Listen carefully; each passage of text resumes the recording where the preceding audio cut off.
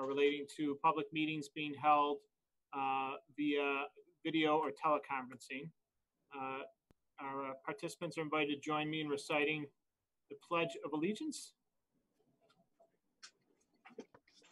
Pledge allegiance to the flag of the United States of America and to the republic for which it stands, one nation, under God, indivisible, with liberty and justice for all. Roll call. Councilwoman Freeman. Here. Councilman Perticone. Here. Councilwoman Romeo. Here. Councilman Weiner. Here. Supervisor Seeley. Here. Attorney for the town. Here. Well, good evening, everyone.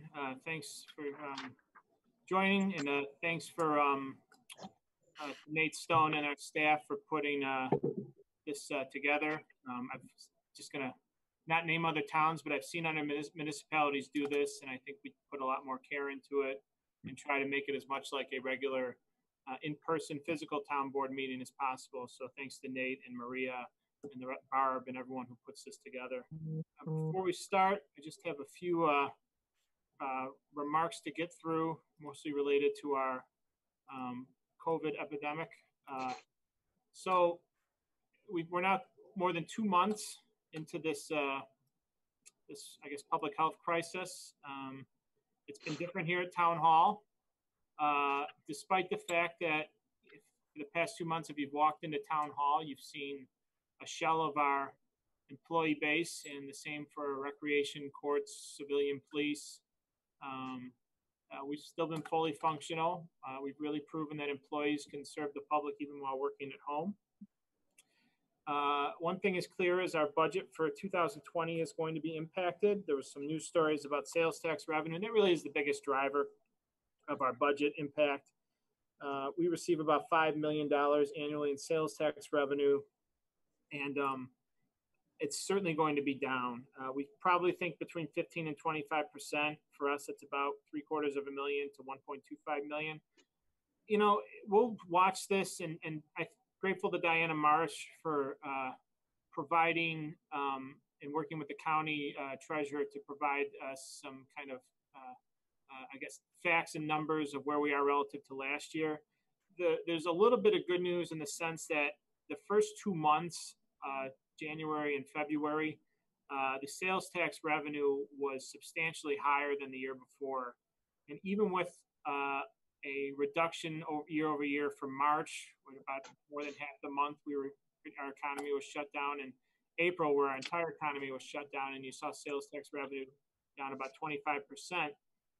At this point, for the first 4 months of the year, we actually still are about $120,000 above where we were at this point last year.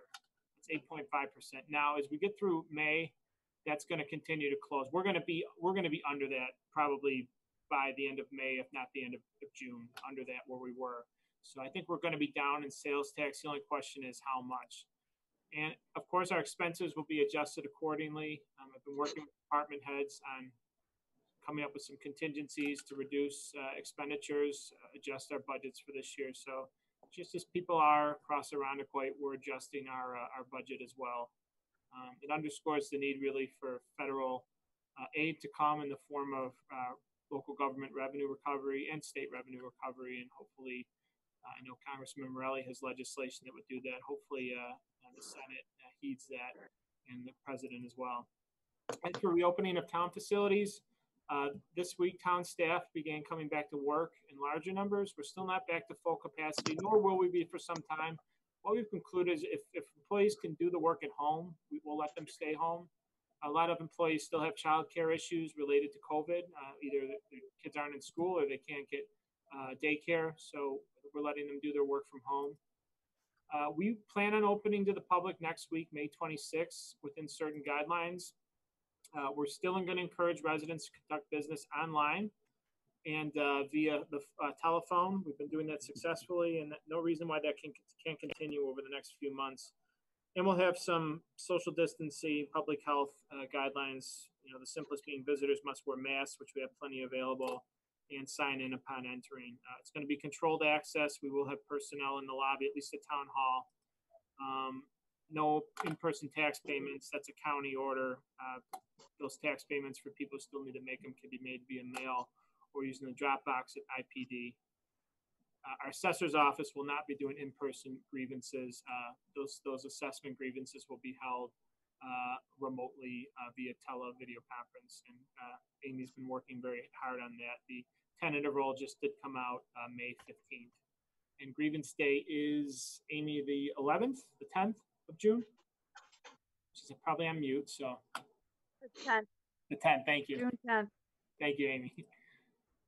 And we do have a lot of information both on social media and our website, really updating people how they can engage with town government. Just some things that we've been doing kind of on a macro scale. We've worked with the Irondequoit Community Cupboard and Food Link to distribute over 15 tons of emergency food. We were the first town to hold a large distribution event, first at Kearney, the second one at Bishop at our DPW. Last week, over 2 days, we distributed approximately 500,000 free face masks to residents. And I'm grateful to all the staff and volunteers who helped make that happen. Thank you very much. It was a very taxing day, but a very successful day. And our library has secured mobile internet hotspots, which we did provide to students in the districts and are now providing to residents. And I encourage people to call the library to try and secure one. There's still plenty to go around. There are some important resources, and I'm just going to leave these up here. Obviously, for testing, the State Department of Health. Basically now, if you're anyone who's working, you can get tested without any symptoms. If you do have symptoms, you can get tested. The screening has become a little bit more open-ended, so they have the capacity and they're really encouraging people to get tested. As far as reopening, the state's website, forward.ny.gov, really is a very nice resource set up to help us understand which industries can open and which phases. The county and our health systems have set up a regional health monitoring, rockcovid.org, whereby every day, and I've been doing this, every day you basically fill out a very simple, it can be a one-question questionnaire, as if you have any of the COVID symptoms. It's really to help monitor our region's health, maybe help offset or troubleshoot when need be. And as always, we have Irondequoit specific information on our website, as well as our hotline, which we're updating twice a week, 336-6002. If you want to listen to my voice, the soothing sounds of my voice for 2 minutes, you can do so. And lastly, I'll just note, we lost a very good civic leader in our town, a business leader. Jack Harriman passed away over the weekend. We're sad to see him go. Among his other many contributions to the town, including being a owner of Harriman's Markets down in the Paddenwood neighborhood. He was a longtime member of our board of trustees on the library and was very instrumental in working with John and those folks on helping to advocate and help construct the new library. So rest in peace, Jack. We're sad to lose you. And with that, I'll just add, we have 3 public hearings coming up. The first 2 relate to our community development block grant program. The third relates to a proposed rezone at 2732 Culver Road. There is instructions to call in. It's actually very simple. I know it involves 3 steps. But once you call in, you'll be put in a hold room. And when your public hearing comes up, you basically just push star 9, and that'll essentially raise your hand and will get you in the queue. I know this is cumbersome.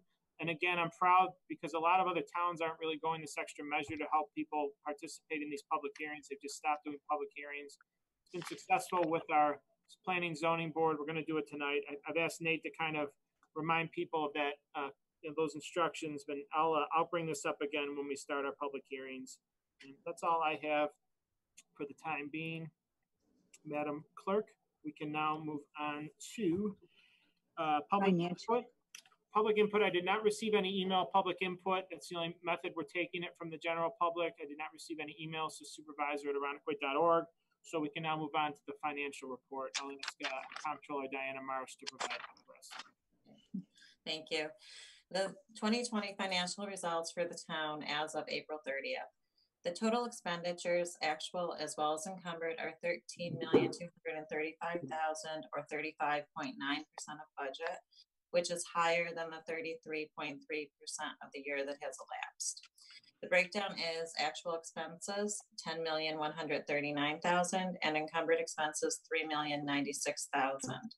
Encumbrances are typically high early in the year as departments establish and commit to commodities, services, and supplies that will be needed during the year. The general fund expenses are above budget at 35.2% or $7,747,000.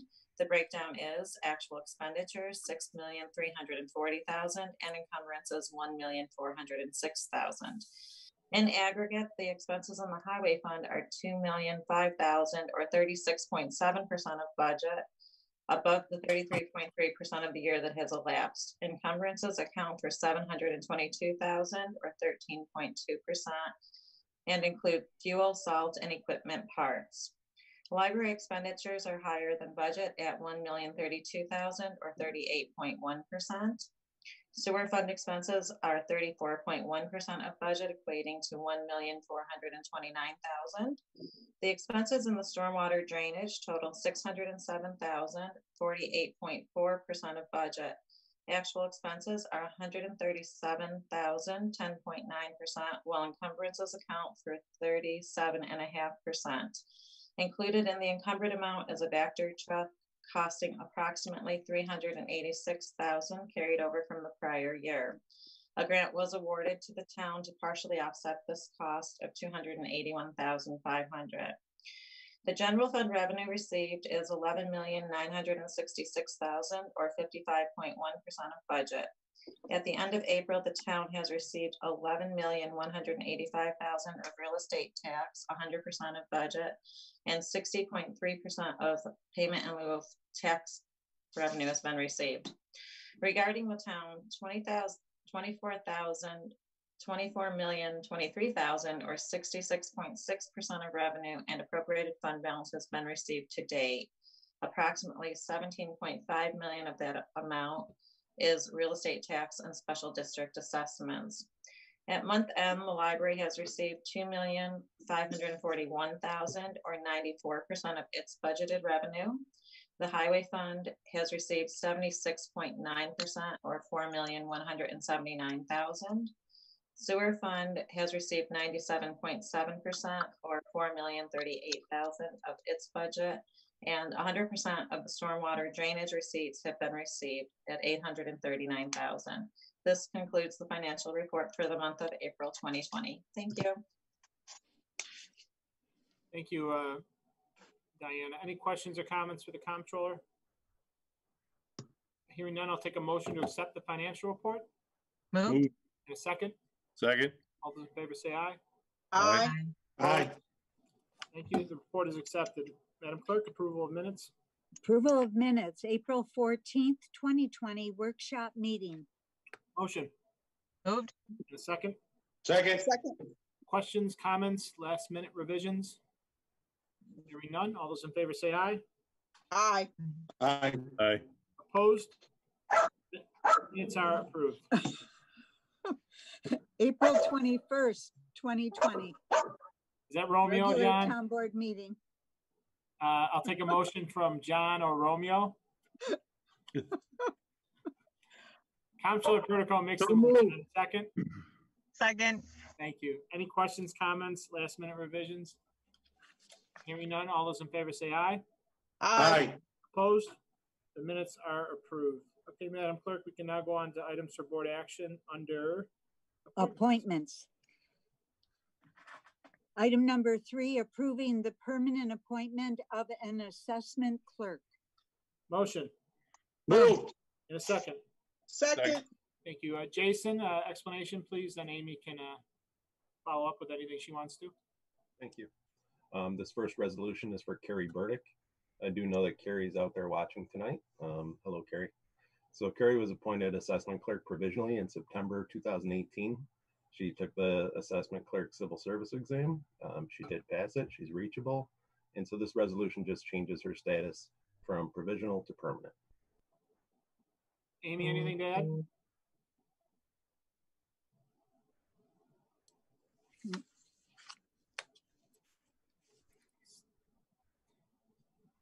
I don't know if we have Amy on. Amy's on mute. All right, let's give a Sound thumbs up. Okay, sorry. Carrie's been a good member of our team on the first floor of Town Hall for a few years now. She's now the longest serving member of our assessor's office, but I know she is very popular amongst the residents, and it's not always easy in the assessor's office because sometimes people don't always get the answer they want when they come to the assessor's office, and that's just the nature of the business. But Carrie and Amy and the team there, I know, always treat people with respect, and that's the one thing we try to instill in our employees, and Carrie certainly embodies that. And I'll note, even subsequent to us putting forth this resolution, Carrie was a volunteer out in the cold for one of our mask giveaways. So she's a very dedicated member of not just the community, of our town workforce, and very happy to support this. Any questions or comments? No, I think I'm off mute now. There you are. Congratulations, Gary. Glad to have you on board for sure now. All right. All those in favor say aye. Aye. Aye. Opposed? Resolution is adopted. Carrie, if you're at home watching, stand up and congratulations. Okay, we can move on. Item number 4, approving the permanent appointment of a receptionist. Motion Move. Move. and a second. Second. Thank you. Jason, explanation, please. Thank you. The second appointment is for Katie Palermo. Katie was appointed provisionally as a receptionist. That was in September of 2019, and Katie has taken and passed the receptionist civil service exam. So this appointment changes her status also from provisional to permanent now. Thanks. Madam Clerk, anything to add? She's a great gal, and the residents love her. She's got a nice personality, very good in the office. Yes. Katie's done a nice job and really has been able to take on a number of tasks. The litany of tasks that the clerk's office has purview over. So happy to support this. This resolution was already before the board for consideration, but she also was one of our volunteers, I think even for both days of our mask giveaway. So I'm very happy to advance this. Any questions or comments? Hearing none, all those in favor say aye. Aye. Aye. Opposed? Resolution is adopted. Catherine, congratulations. I can say that because we have a little joke. We've never referred to each other by our real name because she's convinced I didn't know her name the first week she moved here. So now we just call each other by made-up names. So congratulations out there. We're glad to do this. Let's move on to the next one. Item number 5, approving the permanent appointment of a property clerk. Motion. Moved. Move. Second. Second. Thank you, Jason. Then Acting Chief Laird. Yes, the final HR resolution for appointments this month is for Pamela Davis. Pamela, she's worked for the police department part-time since February of 2018. And she took the civil service exam for property clerk. She has taken that, passed it. She's reachable on the current list. And this is a funded vacant position in the 2020 budget. Thank you, Jason. Any questions or comments? Oh, Chief, sorry, go ahead, Chief. I just wanted to say that Pam's done a wonderful job in the police department. Taking care of all the evidence, which is a very, very important position. She's done it with great professionalism the whole time. Very good. Any further questions or comments? Pam has been terrific. She's been instrumental in a lot of the initiatives, especially with community relations that we've done. She's been a member of our community task force and helped put together the community workshops that we had. And I know we're very happy to make her a permanent member of the organization. All those in favor say aye. Aye. Aye. Aye. The resolution is adopted. Item number 6, authorizing the reappointment to the Town of Arundecoit Board of Assessment Review. Motion Moved. and a second. Second. Thank you. This would reappoint Scott Smith to the Board of Assessment Review for a 5-year term running from October 1st, 2018 through September 30th, 2023. Any questions or comments? All those in favor say aye. Aye. Opposed? Aye. The resolution is adopted. Item number 7, authorizing the appointment to the Town of Arundecoit Board of Assessment Review. Motion Moved. and a second. Second. Thank you. This would appoint Rich Orzick to the Board of Assessment Review to complete an unexpired term of a current vacancy, which runs from October 1st, 2015 through September 30th, 2020. Any questions or comments? Hearing none, all those in favor say aye. Aye. Aye. Opposed? The resolution is adopted, and thank you to those two gentlemen for their service. Item number 8, authorizing the supervisor to enter into a grant agreement with Pathstone Development Corporation. Motion Move. in a second. Second. Thanks. I'll take this one, and Andrew or Diana, you can fill in any gaps. Through last year's CDBG program, the town awarded $100,000 to Pathstone Development Corporation to help contribute to the redevelopment of the former Sears into senior apartments over at the former mall. That allocation was for $100,000 in CDBG grant funding. Pathstone requested that to receive the grant funding from the town, that we enter into an agreement setting forth the obligations the parties have with respect to the allocation of the CDBG grant funding, and this articulates those and makes it clear as far as the grant disbursement agreement. Any questions or comments? Hearing none, all those in favor say aye. Aye. Opposed? Aye. The resolution is adopted. I abstain. Oh, excuse me, I would withdraw that roll. Actually, don't do that. Mr. Wayner in the abstention. So the resolution is adopted with a 4-0 vote. Okay. Item number 9, approving attendance to New York Police Juvenile Officers 45th Annual Conference. Motion Move. in a second. Move. Second. I'll let Katrina moving that and Peter with the second. John, you're a little bit behind for some reason. Yeah, I know. I don't know why. All right, we'll figure it out. Got the dog mute. Okay. Chief, an explanation, please. Thank you, Mr. Supervisor. This is to allow Investigator Soprano to go to the Juvenile Officer School, which will complete his certification as an investigator with the town of Irondequoit. It is it's a training that's been scheduled for the Lake George area of New York, and obviously we'll be keeping track of that as we work through the summer. Scheduled to happen at the end of August. Gotcha. Any questions or comments for Acting Chief Laird?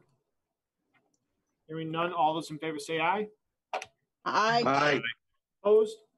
And the resolution is adopted. Madam Clerk.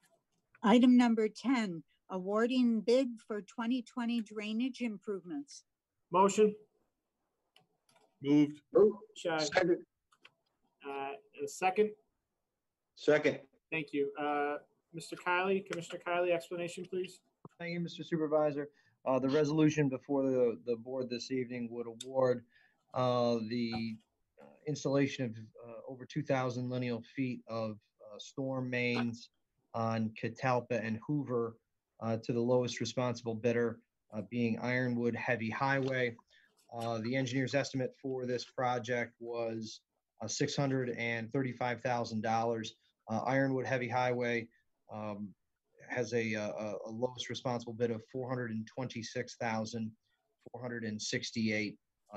There was a significant interest in this bid package, and we look forward to getting out to Catalpa and installing a new storm sewer there and extending the storm sewer on Hoover from Gardham towards Cooper. Very good. Any questions or comments on the resolution? And I want to thank the board. We funded this through last year's budget. These are long overdue improvements to our drainage system on those two roads. And if you drive through those two roads after a significant rainfall, and sometimes even a not so significant rainfall, you'd understand why. So I, for the life of me, don't understand why they never had storm sewers, but after the summer they will. No. All those in favor say aye. Aye. Aye. Opposed? Resolution is adopted. Item number 11, awarding bid for 2020 sanitary sewer replacement program. Motion. Move. And a second. Second. Thank you. Mr. Kiley, an explanation, if you will. Thank you, Mr. Supervisor. The resolution before the board this evening would award the 2020 sanitary sewer replacement lateral replacement program to Villager Construction. The base bid for this, it's broken down into A and B, base bid being A, the alternate being B. The base bid, A being $267,650. The base bid B that we requested within this contract allows the town to utilize Villager if we have any main collapses. So again, this bid package being awarded primarily for laterals, which service from the home to the main, which is typically in the center of the street or within somewhere within the right of way. But the base bid package B, which Villager was also the lowest responsible bidder on in all areas that pertain to the town, being 9-inch to 15-inch mains. We would have the ability, in case of a main collapse, to again call Villager in on a unit cost basis, which is what this contract provides. Thanks, Commissioner. Any questions or comments? Hearing none, all those in favor say aye. Aye. Aye. Opposed? The resolution is adopted. And before we go to the next resolution, I made a promise to a 10-year-old. I want to just give a shout out to Avery Esposito, who's watching at home. She's raising money for Golisano Children's Hospital, and for the slight donation I made, she, as a reward, sent this beautiful rainbow bracelet. So thank you, Avery, and thank you, Lucy. I appreciate your efficiency in getting out the gift, and encourage everybody. It's more of a call, encouraging people to support Golisano Children's Hospital through their annual virtual walk this year. We can now move on, Madam Clerk. Okay, item number 12, declaring certain equipment as surplus property. Motion Moved. and a second. Second. Thank you, Councilwoman Freeman. Mr. Kiley, a brief explanation on this mundane resolution relative Thank you, to all of Mr. your other Supervisor. resolutions tonight. These resolutions come up periodically where we surplus certain equipment. The equipment is listed on Addenda A, which includes an 03 Case backhoe, an 08 Caterpillar front end loader, and several other sanitary sewer equipment. Thank you, Bob. And I said mundane relative to the other resolutions you have tonight because you have several $1 million worth of infrastructure projects, which as a Commissioner of Public Works is like Christmas. So this is going in your Hall of Fame portfolio, I think. Exciting time. This is these resolutions. I don't know why we're required to do a resolution, but we do them. Some of these vehicles we are replacing, and as such selling them. We book them as revenue for the year. So we go through the process in order to sell them at auction. Any questions or comments? All those in favor say aye. Aye. Opposed? Resolution is adopted. Item number 14, authorizing an, oh, wait a minute, yes, interfund transfer. Nope, I think we skipped over 13. No, we did, I see that. I thought I did. Maybe come Ready? down there, Barb. Item number 13. Put my mask on. I just took mine off. Can't come down. Number 13, authorizing the application for an acceptance of $125,000 worth of grant funding from the Dormitory Authority of the State of New York. Motion Moved. and a second. Second. Thank you, Mr. Romeo. Mr. Kiley, explanation, please. Many of the exciting public works projects that we do are funded in part or in full by grants through the state of New York. This public works project, which was completed several years ago, we are at a point to formally accept the grant disbursement agreement. And as such, we need to authorize the supervisor to execute that document, any and all documents related to this grant, which would see $125,000 reimbursed for the town for the installation of a new fire detection and occupant notification system in Town Hall and several other police department upgrades for vehicles. Thank you, Robert. I actually think I was working for Assemblyman Morelli when this grant started, so it's a long process. And it is a lot of paperwork, so thank you to you and your staff for working with DASNY on getting this money into our coffers. Any questions or comments? Hearing none, all those in favor say aye. Aye. Opposed? And the resolution is adopted. Item number 14, authorizing an intra-fund transfer. Motion. Moved. In a second. Second. Thank you. Mr. Kylie, explanation, please. Thank you, Mr. Supervisor. This would move $100,000 from general fund balance to capital account 302 for the purposes of painting the cupola atop Town Hall. Over the past several years, we've been monitoring the discoloration and staining of the cupola, which is the white portion of the top of Town Hall. It's at this time that we look to move forward with a public works project utilizing Gordian and piggybacking off of the town of Greece's contract to secure FW Construction to repaint that cupola. The work would be completed here in a 6-month duration, starting from the beginning of June through mid-July. So the total value of that contract is $93,896.90. Thus, we're seeking to move $100,000 in case of any other encumbrances or unknowns in the beginning stages of this project. Thank you, Bob. And, you know, we carried over a sizable fund balance from last year. And, you know, the goal is not just to let that money sit in the, sit there. We want to make investments that we think are prudent. And the town hall is something that we're very proud of. And we want to make sure it's maintained. And frankly, every year that we go by without taking care of the cupola, or the tower, as most people just refer to it as, it becomes harder and harder to fix. And we don't want to see that happen. I worked in the state capitol for a number of years where they neglected a lot of the work, and it took a toll. And then they finally just decided to move forward with it, and it was well worth it. So I think this is something that I certainly support, and glad we're moving forward with this. Any questions or comments? I just want to thank Supervisor Seeley and Commissioner Kylie for being active about this. I think the community is really going to enjoy watching it done in the completed project. Good timing. Thank you, Mr. Romeo. And all those in favor say aye. Aye. Opposed? Resolution is adopted. So, Bob, why don't we do this? Madam Clerk, I know you don't like when I jump around, but we can probably get through 21 through 23, and then we'll go to our public hearings, okay? Yep. And then we'll come back to the seeker and lead agency when we're done with our public hearings. Okay. Item number 21, authorizing the supervisor to enter into an intermunicipal agreement with Monroe County. Motion. Move. A second. Second. Thank you, Bob. Explain, please. Gotcha. So this intermunicipal agreement with the County of Monroe is with regard to the READY project, the Lake Ontario Resiliency and Economic Development Initiative project on Culver Road.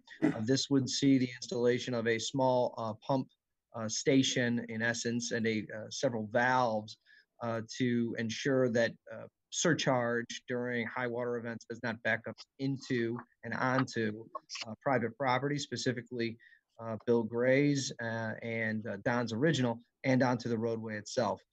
The town is undertaking this project at the Irondequoit Bay State Marine Park as a project we will talk about later in this board meeting. But this intermunicipal agreement allows the County of Monroe to pay their 5% portion, which is for all of these READY agreements, 5% from the local match, this local match being the County of Monroe. Ultimately, the town has accepted this award, but is improving county infrastructure. And as such, County DOT, we would execute a contract with County DOT for the reimbursement of the 5% share for the infrastructure improvement on the Culver Road storm sewer system. Good stuff, Bob. Any questions or comments? Hearing none, all those in favor say aye. Aye. Aye. Opposed? Resolution is adopted. Item number 22, authorizing the supervisor to enter into various contracts with vendors for youth, family, and senior recreational programming for summer 2020. Motion. Move. Second. Second. Thank you. Ms. Hall, an explanation, please. Yes, thank you. So this resolution is to enter into our agreements for our summer program instructors. We have included verbiage in the resolution in the event that we do have to delay the start of these programs due to the current health situation. So all the contracts were available for review at the workshop. Thank you. And Ms. Hall has been leading a county task force on behalf of her recreation directors of the other towns to kind of figure out summer recreation if it can happen. I know she's dealing with a lot of issues, but this is a placeholder that if we are moving forward, we are ready to do so. If we can move forward, we're ready to do so. Any questions or comments? All those in favor say aye. Aye. Opposed? Resolution is adopted. We can get to the last one, Madam Clerk. Item number 23, authorizing payment of a late entry fee to the Finger Lakes Municipal Health Insurance Trust. Motion? Move. And a second? Second. Thank you. This would, pursuant to the town entering into the Finger Lakes Municipal Health Insurance Trust, the town is subject to it's called a late entry fee, but basically it's an assessment that's placed on towns that were not among the initial entrance into the program. We will pay this over 2 years. Ideally, we will save money in health insurance by entering into the trust. And this is part of our entering into that process. Any questions or comments? All those in favor say aye. Aye. Opposed? Resolution is adopted. Item number 24, approving the special event license for the 18th annual Sunset House 5K Run and Fitness Walk. Motion? Move. And a second? Second. This would approve a special event license for the Sunset House 5K, which would schedule to take place on October 10th, 2020 in the Cooper Road neighborhood. All those in favor say aye. Aye. Opposed? Resolution is adopted. Okay, we can move on to our first public hearing of the night. First public hearing is 5 PH 2020-1 on the matter pertaining to amending the Citizen Participation Plan as required for Arundequoit's Community Development Block Grant Program, CDBG. Thank you, Madam Clerk. Can I have a motion to open the public hearing? Moved. And a second? Moved. All those in favor say aye. Aye. Aye. Opposed? All right, our first public hearing is now open. This pertains to the Citizen Participation Plan that is required as part of our Community Development Block Grant Program. We are an entitlement community, and we have to go through a certain number of follow a certain number of guidelines in administering the federal money that we are provided. Part of that is a citizen participation plan that relative to other entitlement communities, especially towns, is more inclusive of the community as a whole. We do have 2 public hearings every year on our CDBG program. We're only required to have 1. But one component that we've had over the years, it's been very nice to have and really make sure this is a public process, is a citizen advisory board. It's an ad hoc committee. They are not empowered by any law to make any decision, but they do help provide feedback to our draft CDBG program. It is in our current plan. However, this year, because of the COVID epidemic, we were not allowed really feasibly to have the annual meeting that we conduct to review this. As such, we're going to amend the Citizen Participation Plan to state that the Citizen Advisory Council or panel or committee is an optional component of that, just to make sure we're in compliance for this year.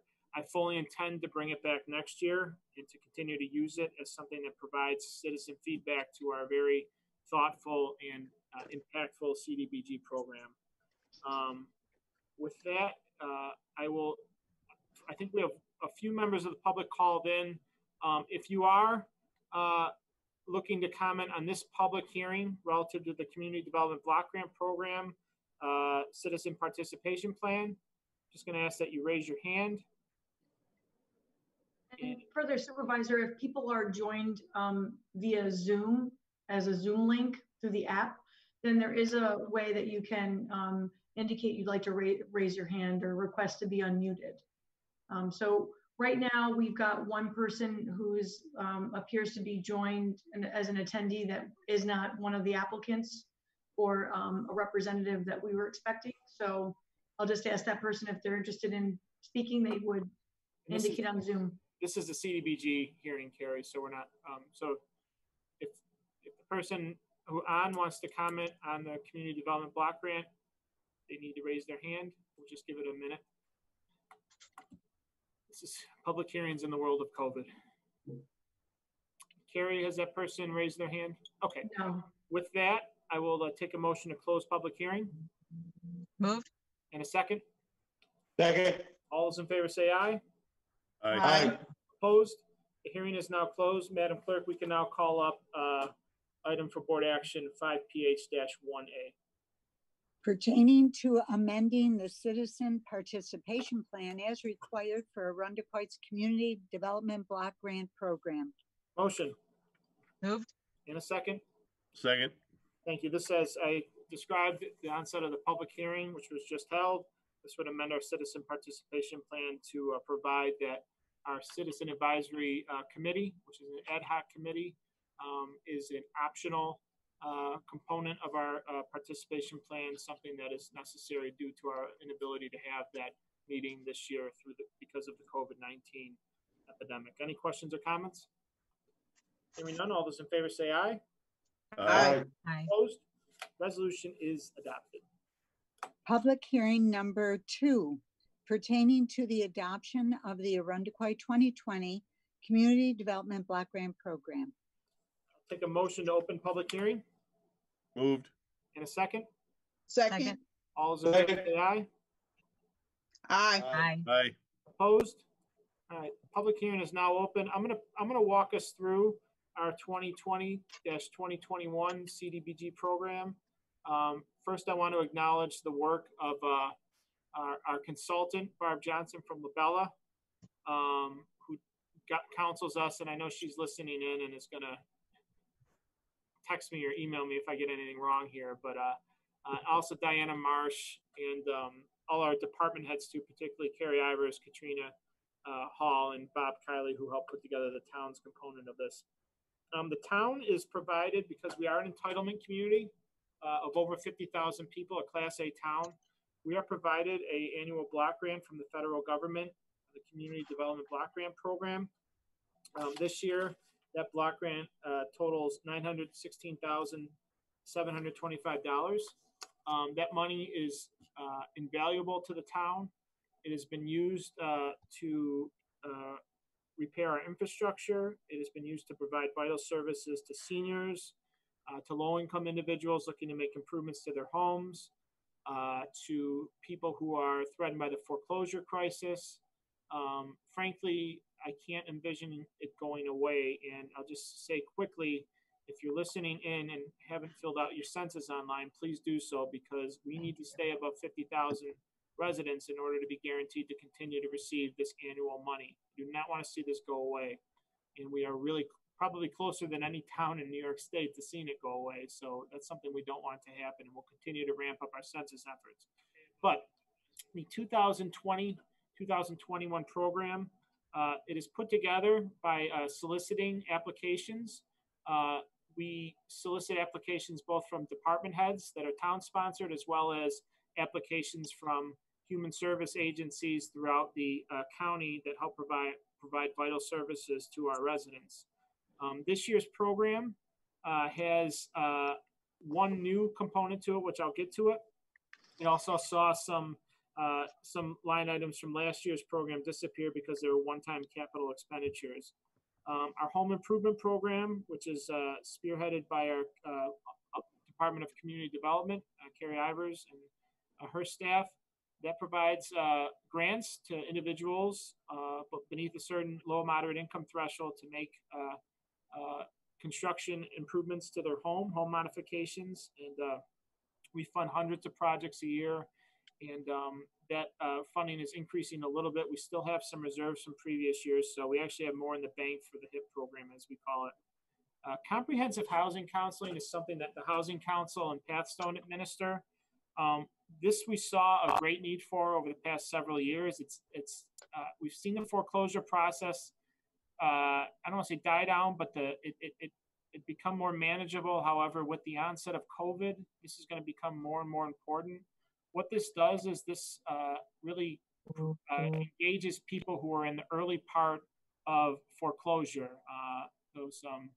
those 90-day notices that you receive if you are behind in your mortgage, and provides a number of counseling alternatives to help people stay out of foreclosure. I'm going to note just right now, we received through the first Federal CARES Act a supplemental block grant this year to the tune of a little less than $500,000. I can fully see in the subsequent months recommending additional money for this program because I think there's going to be a need.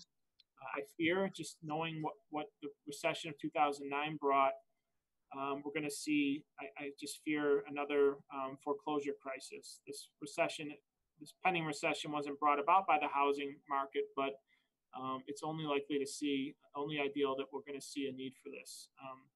The third program, Life in Irondequoit Elder Care, that is a counseling program that's administered by Catholic Family Centers for our seniors. It's done in coordination with our senior services office run by Ms. Hall and Jenna Sargent. We do provide some administrative support to the coordination of senior programs to the town. That's a reduction of $1,000 recommended for the current year. We partner with Lifespan every year, $15,000 for the Home Safe for Seniors program, which provides modifications primarily on the interior of senior homes, grab bars, those that make those two-story Chance Colonials more conducive to aging in place. And a lot of our seniors tap into that program, and it really helps provide relatively inexpensive improvements to people's homes, but that which allows them to maintain independence in their home. Street resurfacing, every year we've used CDBG funding to rebuild portions of our infrastructure. We're doing that right now in the Sandoris neighborhood. We've made significant investments in the Goat Hill neighborhood over the past few years, in the area behind Laurelton Party School off of Hellendale. This year we're going to be using funding to make some investments. I believe proposed, Bob, correct me if I'm wrong, in the Rogers Orchard NOLA neighborhood. Is that correct? Through CDBG funding? This funding for 2020, 2021 would be Barry, Simpson, that neighborhood. Yes, sir. Yeah, okay, thank you. We have the neighborhoods have names now, so I'm just showing that off. And you can see a majority of our is going towards the infrastructure. We have an aging infrastructure, and we use as much as we can towards it. Our senior services mailing program, this has become very popular, and our seniors have indicated they like getting things mailed to them. That's seen recently through the COVID epidemic. We've been mailing to our seniors directly, those who might not use social media, so we can continue to do that. Senior transportation program, we're partnering with Lifespan to create a mobility management program that will utilize a number of medians, particularly a mobile app-based one where residents can call in to a dispatcher and have that ride-sharing device come to them. So if you're not akin to using a smartphone, it can help you with that. And there'll be other mediums that we, traditional ways that we provide senior transportation. We're increasing our contribution to the Irondequoit Community Cupboard, who has been invaluable during this crisis. This goes primarily to their student backpack program, which helps provide nourishment for our lower income students during the weekends. It sends them home with a backpack that has some nourishment, proteins, and we're always happy to support that. A new project this year involves the funding of the replacement of a sidewalk on 563 Titus Avenue. This is something that was advanced by the HIP group that I know they've been supporting, and we're going to build the sidewalk, which provides a connection, a gap of connection. And I know Commissioner Kiley is very excited about this. And the balance of this is for administration, which we pay both our staff and Labella to administer the CDBG program. With that, I'll take any comments or questions from the board on any of these proposed spending. As you can see, it's up about $18,000 over last year, which is good. We've gotten more and more over the years, and again, we make the most out of this money, and it's invaluable to the town, and we don't want to see it go away. Board members, any questions or comments? Supervisor Seeley, thank you, and to all the department heads who participated and worked hard on this. I also want to give a special shout out to yourself and Carrie Ivers for having the foresight to consider the comprehensive housing counseling, and that we might need a little more of that next year, and you're already looking at adding some additional funding there. So thank you for that. Yeah, agreed. Anyone else? Okay, with that, the public hearing is open. I think we had one or two members of our public who were dialed in. If this is the hearing that you want to participate in, please indicate by doing so by hitting #9, or if you're in through Zoom, indicating by that way that you'd like to be connected. I'm going to wait for Carrie just to inform if we have I'm anyone. not seeing anybody raising their hand or indicating that they'd like to request to speak. So. All right, absent any people, members of the public wishing to chime in, I'll take a motion to close public hearing. Moved. In a second. Second. All those in favor say aye. Aye. Opposed? Public hearing is now closed.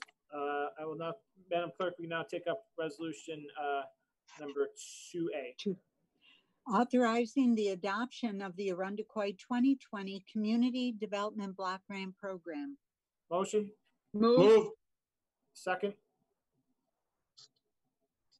Second. Thank you, John. This would authorize adoption of the Community Development Block Grant Program for the town of Arundecoy for 2020, 2021 to implement $916,725 of federal funding for various programs supporting supporting initiatives within federal guidelines. Any questions or comments? Hearing none, all those in favor say aye. Aye. Opposed? And the resolution is adopted. Public hearing held over from April 21, 2020, the regular town board meeting on the matter of rezoning 2732 Culver Road, St. Cecilia Church of Rochester from R2 residential to R5 residential. Okay, the hearing is called open. We don't need a vote to kick it back up. I'm going to ask Carrie Ivers just to introduce the rezoning application, and then we have the applicant here who can do a presentation about the project as it relates to the rezone. And then we will allow the board members to ask questions of the applicant, and then we will allow any members of the public who are either teleconferenced or video conferenced in to provide testimony on the proposed application. I will note, we never vote on a rezone the night of the hearing. So even if we do close the public hearing tonight, it is our intention not to take any potential resolution up. We always like to provide an extra month to study the matter, to discuss it, to take further input outside of the hearing from residents. So we will do that again tonight. Ms. Iris, would you please explain the proposed rezoning application? Thank you. So the application before this board is to rezone from what is currently R2 to R5 to allow for the development of a 74-unit senior housing development. Some renderings that give you an idea of the sense of how and where the development might be located on the site are available and being displayed at tonight's meeting. They are also published on the town's website. This is going to allow for senior housing by Episcopal Senior Life. The owner and operator of that project is here, and I'll be adding him to the meeting shortly. So this rezone is the first step in a series of reviews that would be needed to allow this development project to go forward. First is changing the underlying zoning. If this board deems that to be acceptable, then the project would move on to planning board review for site plan. And this project might also require some variances in order to move forward. You should have all received the referral from the planning board. They did provide comment and a positive referral. And so if you have any questions, happy to answer those. Any questions for Ms. Ivers just on the kind of mechanics of the resolution and the proposed rezone? Okay, with that, we have representatives from Episcopal Senior Life, I believe, on the line. Are they here, Carrie? They are, and I actually just elevated Lauren to a participant so he can join, and so he should be available there now.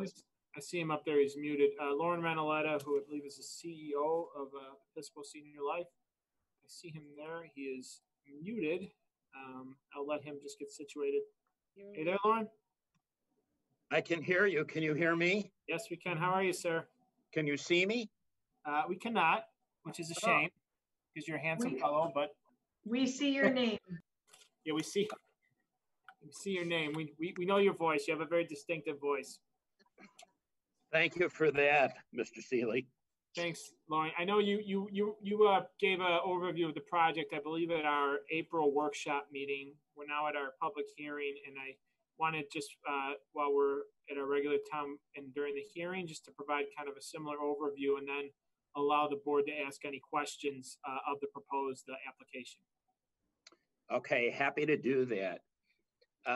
The project at St. Cecilia's obviously is to take part of their parcel, part of their school, and convert it to senior housing. This in some ways parallels a project we did in the town of Greece with Our Lady of Mercy Church and School that we also purchased from the Catholic Diocese. You know, our intention is to have independent living for seniors, to fund it privately, and then to have a mix of 1 and 2 bedroom apartments with a lot of common areas, a lot of activities, and to have a program interactive with St. Cecilia's or St. Catrari's senior living services that they operate out of that parish. So this does not involve public funding. This is all privately developed. And our program is to look for neighborhoods where there's a very stable senior population. And our idea is to match the housing, or pardon me, the apartment and the cost for rent similar to what the neighborhood economics and social needs are. And that's like a lot of words, but we're very excited about the project and hope to go forward very positively. Anything else?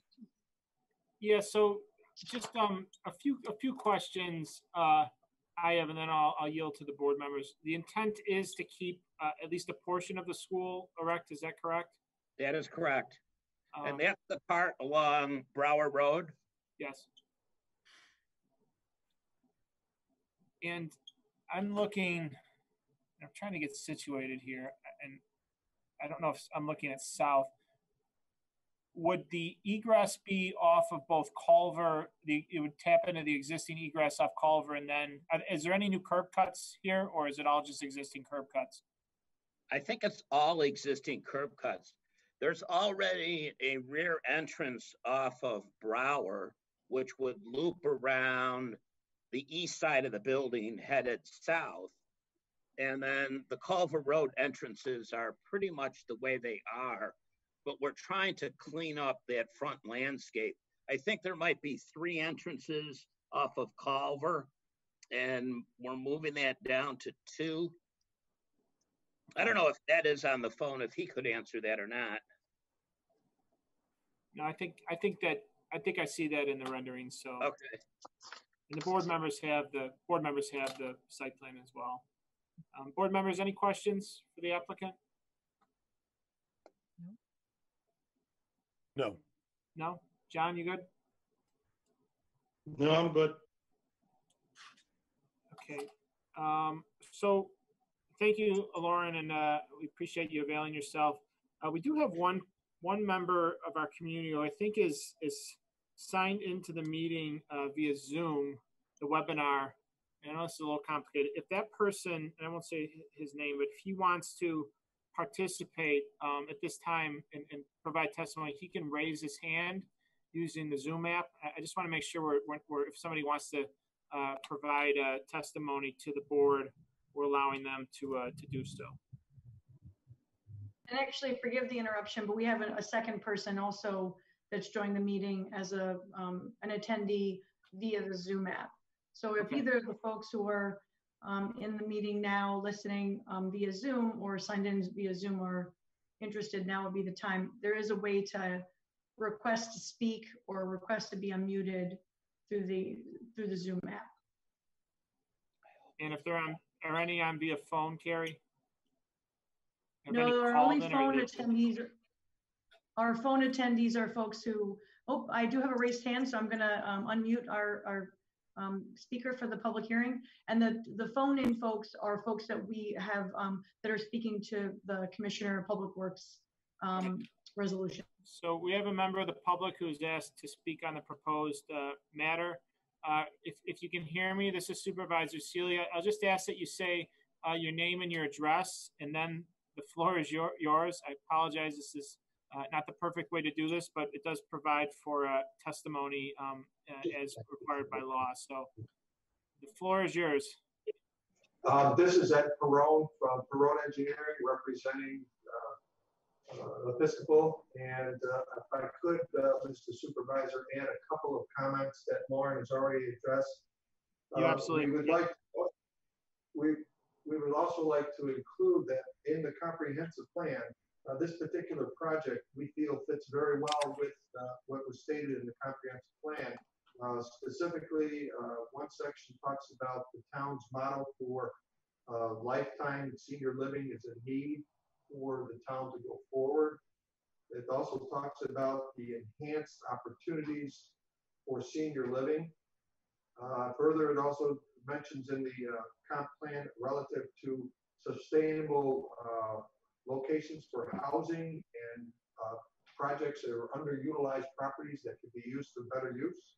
And finally, this particular location, we think, as it states in the comp plan, it talks about locating apartments near retail, medical, personal care, educational, and cultural uses. And we think that this fits the bill, quite frankly, for this type of activity.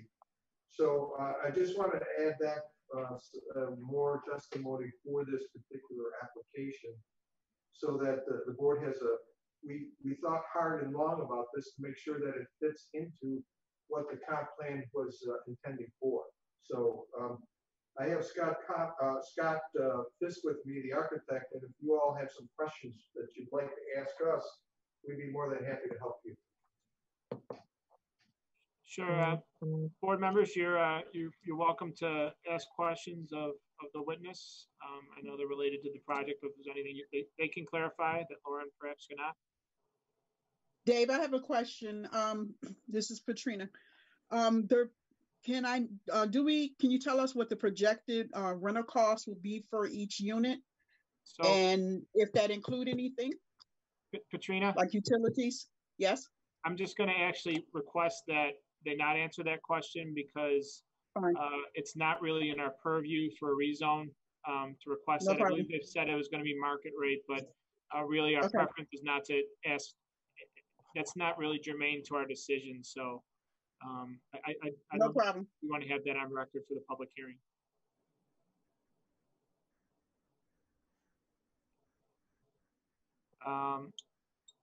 Any further questions?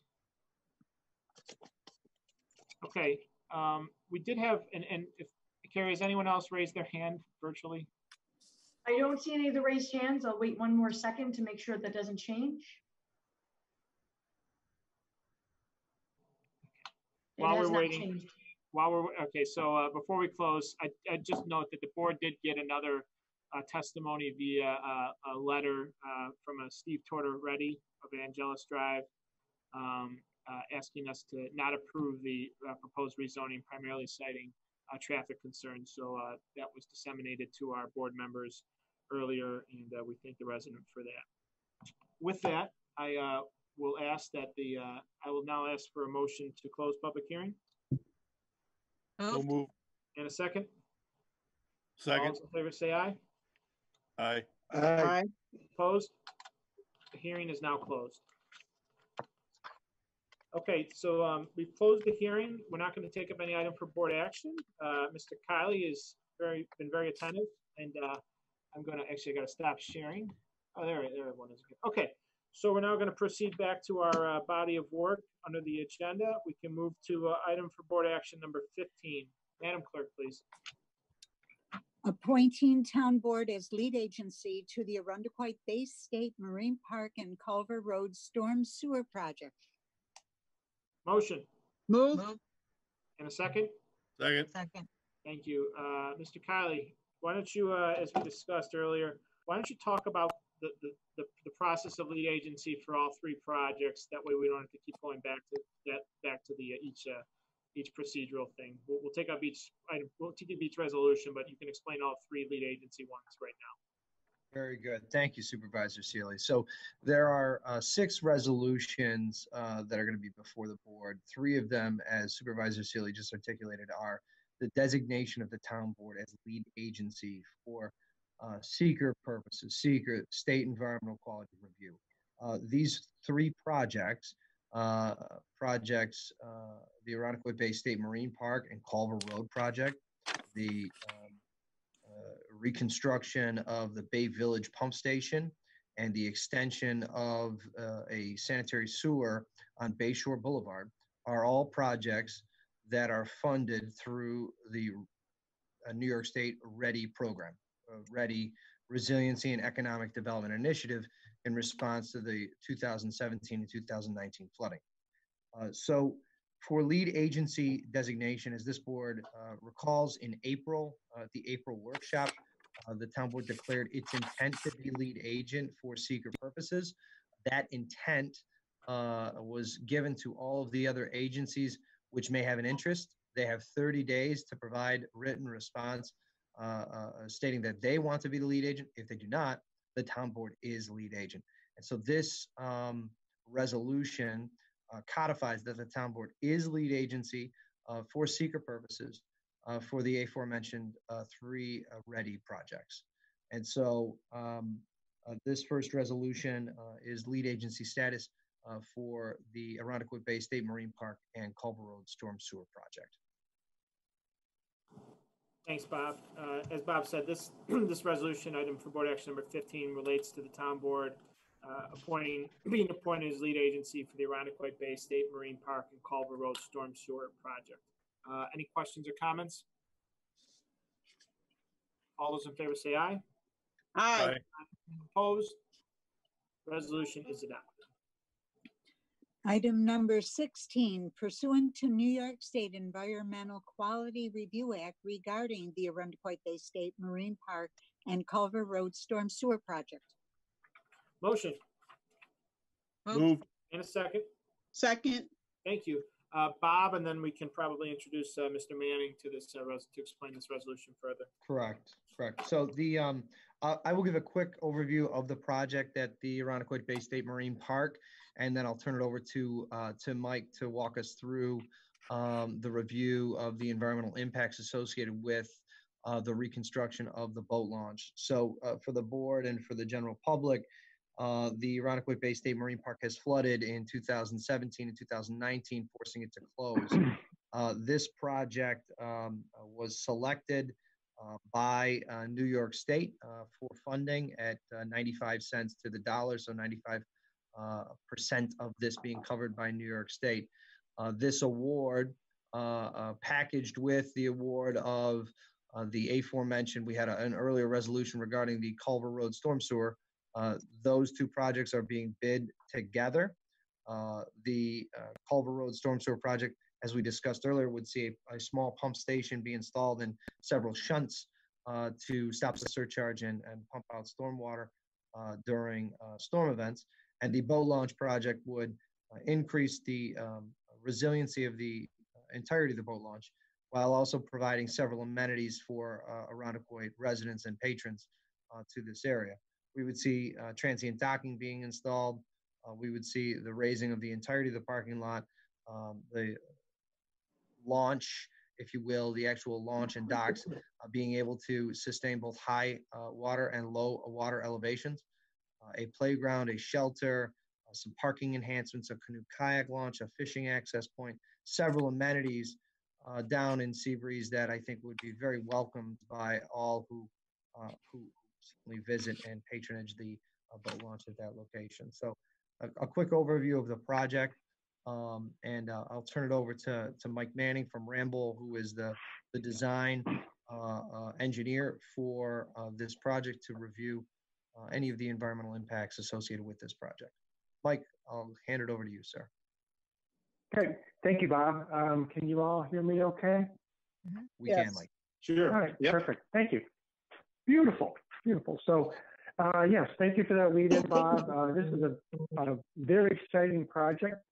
We're very happy to be part of the town team to execute this project. And actually today we had a great meeting with the project sponsors in New York State. So we're moving ahead nicely. So the purpose of today's meeting is to talk about the environmental impact and what I believe the town board has the updated EAF parts 2 and 3. And just in summary, we are going to have very little work inside the water, which certainly helps the permitting process and limits the impacts. And as you go through the environmental impact statement, you'll notice that we will be preparing a SWIP to cover the construction process, and we are following the New York State Stormwater Manual for stormwater pollution abatement procedures. And also the temporary construction activities will take place over about 6 months, probably for about 4 months this fall, and then finishing up this following spring with installation of the docks. So the impact will be short-lived. Also, I'd like to point out to the board that we will be assisting with preparation of a nationwide permit for the construction activities. The nationwide permit will be submitted to the New York State DEC and the Corps of Engineers. We have a meeting on Friday to what's called a pre-permitting meeting to advance that process. So again, we're pretty excited to get this project moving, and we are very comfortable with our assessment. This is through the SECR process, that this is a type 1 project with a negative declaration. At this point, if there are any questions, I'd be happy to answer them. Any questions for Mr. Manning? No. No.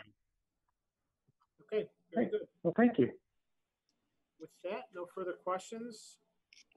All those in favor say aye. Aye. Aye. Opposed? Resolution is adopted.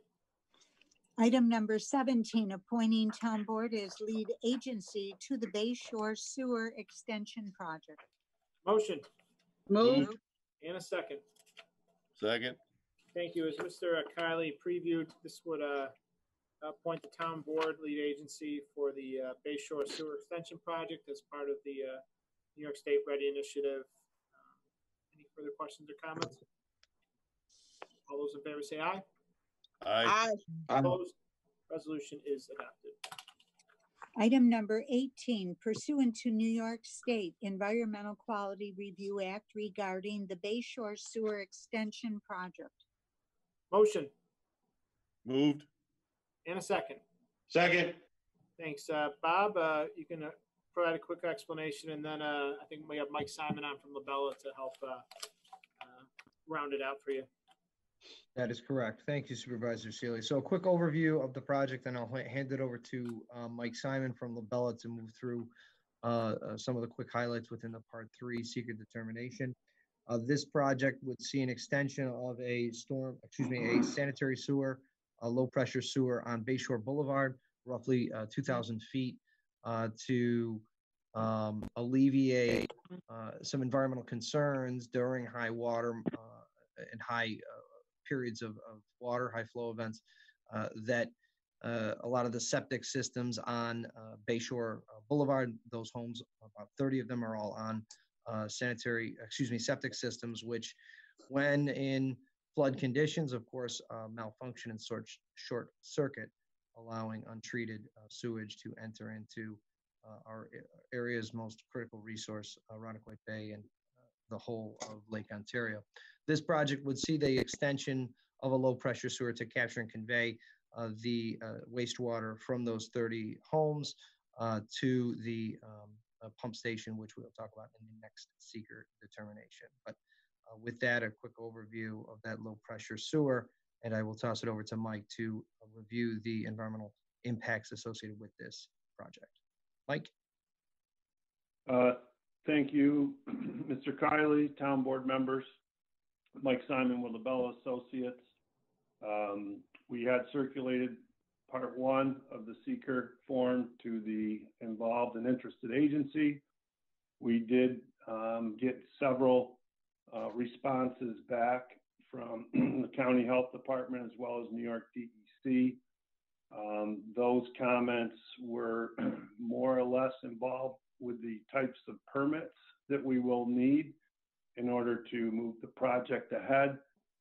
Nothing on those letters that we weren't anticipating that we were going to need to do to move forward. We looked at part two of the impact assessments. There are 11 different areas of consideration in which we carefully considered. In all 11 of those areas, we determined that there was no or small impact that will occur with this project. We do think that there will be a significant positive impact on the Bay moving forward with this. And we are waiting to hear from New York State Office of Parks, Recreation, and Historical Preservation, also known as SHPO. They have indicated that we are within a sensitive area.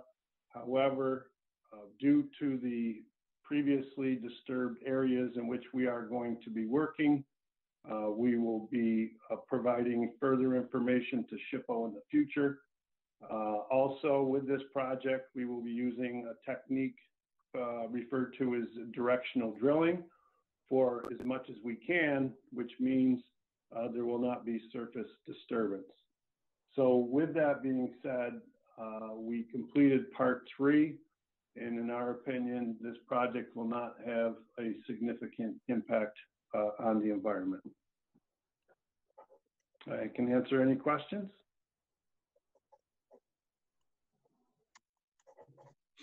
Any questions from Mr. Simon? And, Supervisor Sealy, I will note one thing for folks that are watching this from home. This project is slated to begin construction in 2021. So this will not be a project during the 2020 construction season, whereas the Irondequoit Bay State Marine Park project and the next project that we are poised to discuss are scheduled for this construction season. So this Bayshore Boulevard sanitary extension is poised for a 2021 project. And Bob, just to be clear, the extension is roughly the area from Bay Village condominiums all the way up to Densmore Creek? All the way up to Densmore and just a couple of houses north. Okay. I think there's one house north of Densmore. So it would serve those houses on Bayshore Boulevard. Yes. Between Bay Village and Densmore Creek a little bit further. Thank you. All right. Thank you, Mr. Bob, I have one question, Dave. I have one question. Bob, you said there's 30 homes right now on septic that'll be out or in this area? Approximately, yes. Now, after this extension, and they'll have the opportunity, is that the way we're going to work it with them? That is correct. Okay. The extension and the joining of a new district is something, as I see council moving, it's something that's heavily regulated through Section 202B of town law. So there is very rigid processes legally that we must move through, which is part of the reason why it is highly unlikely that we would have been ready to move forward with this project in 2020.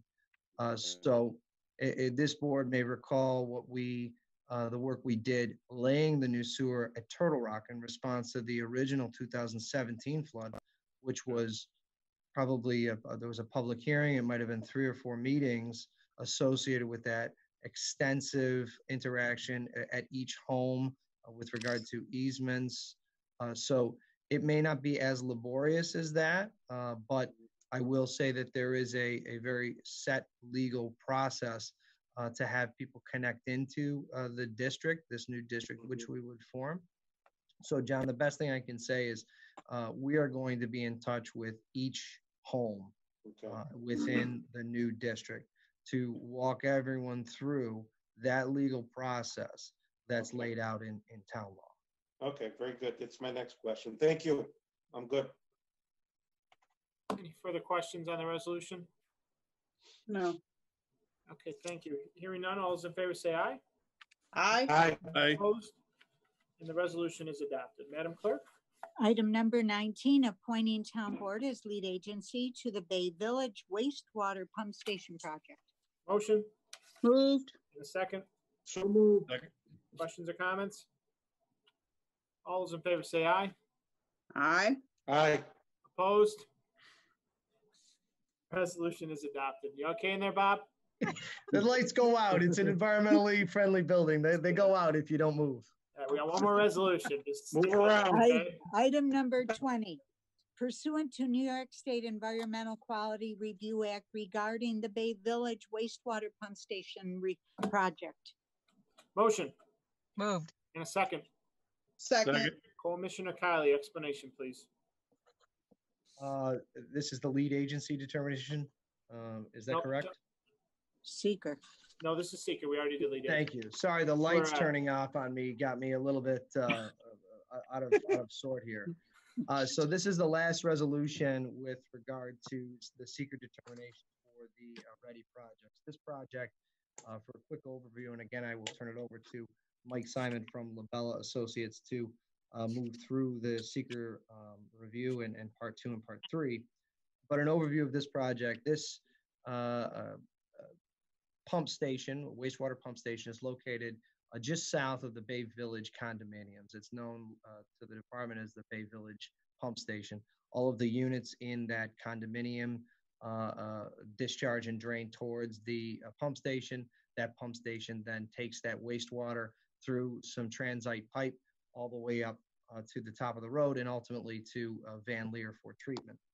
So the reconstruction of this was funded by the READY Commission due to the fact that the elevation of this pump station is right about 250 feet. And so when we were looking in February and January, February of this year at lake levels potentially being 250 feet, this poses a significant issue for us, of course. The electric within this pump station is underground, roughly 20 feet. So if we were inundated with water from the bay due to high water levels, this pump station would, in effect, be inoperable. So underwater. So ultimately, this project would take this pump station and drastically change it, make it more resilient, increase the resiliency to ensure that we would not have any issues in the future if high waters are concerned. Further, it will also take the wastewater from the sanitary sewer extension, which we just talked about in the previous seeker. So in addition to taking the condominiums and the existing neighborhoods, it's going to take that additional 30 homes. Mike, I'll turn it over to you, sir, for the review of part 2 and part 3 of the seeker documents. Thank you, Mr. Kiley, Mike Simon, Labella Associates, town board members. Similar to the Bay Shore Boulevard extension, we circulated the part 1 and got few responses back, not many comments relative to this. It is more or less an in-kind replacement of an existing facility. It's an unlisted action under seeker. We took the opportunity to assist the board with completing part 2 and part 3 as the lead agency. Looking at the 11 categories, if you will, on the part 2, we determined that there was no or small impact which may occur. And again, as Mr. Kiley pointed out, we see positive impacts coming out of this project once it's completed.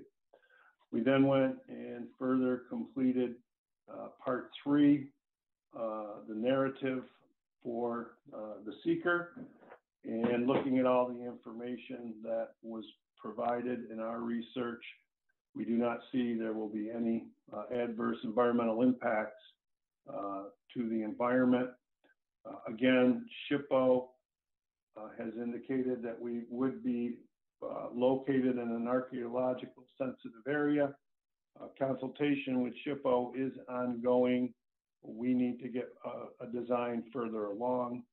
But as was previously noted in the Bay Shore Boulevard, the land is previously disturbed, we do not feel that SHPO is going to have any need to further this along for a phase 1 or phase 2 archaeological survey. Once we get a no effect letter, we will obviously put that into the environmental record and move forward from there. If there's any questions, I can entertain them at this time. Any questions for Mr. Simon? I have none. Anyone else? Nope. Hearing none, all those in favor say aye. Aye. Aye. Opposed? Resolution is adopted. Unless I'm mistaken, Madam Clerk, this concludes our body of work for tonight's meeting. You are right. I want to thank all the participants. Our next workshop meeting is Tuesday, June 9th, 4 p.m. at a location to be determined. Next regular town board meeting, Tuesday, June 16th, 7 p.m. at a location to be determined. I'll now take a motion to adjourn. Moved. A second? Second. All those in favor say aye. Aye. Aye. Opposed? Aye. Meeting is adjourned. Thanks, everyone. Good night. Good night.